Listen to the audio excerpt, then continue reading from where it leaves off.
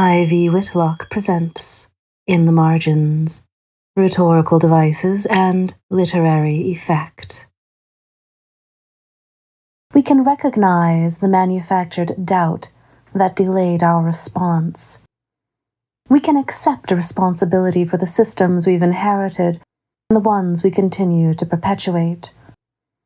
We can demand accountability from industries that profit from our collective inaction.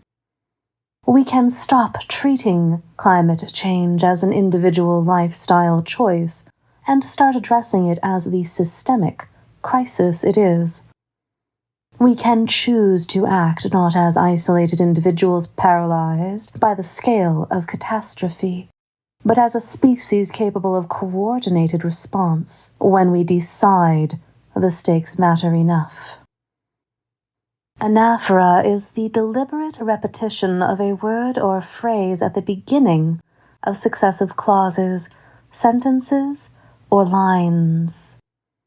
This repetition creates rhythm, builds emphasis, and reinforces key ideas through accumulated force.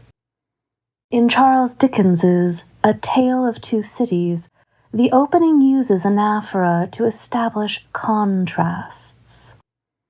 It was the best of times, it was the worst of times, it was the age of wisdom, it was the age of foolishness, it was the epoch of belief, it was the epoch of incredulity.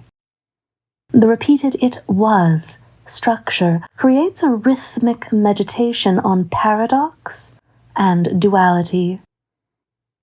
Anaphora builds momentum and emphasis through accumulation, making ideas more memorable and emotionally resonant through repetition. Writers use it to create rhetorical power in speeches and persuasive writing, to establish patterns that satisfy readers' expectations for structure, and to hammer home key concepts through insistent recurrence. Now that you've experienced anaphora, consider deploying it in your own work. Though fair warning, once you start using repetition for emphasis, there's no going back. You'll soon find yourself being accidentally convincing. Until next time, when we'll examine another device lurking in the margins of rhetoric.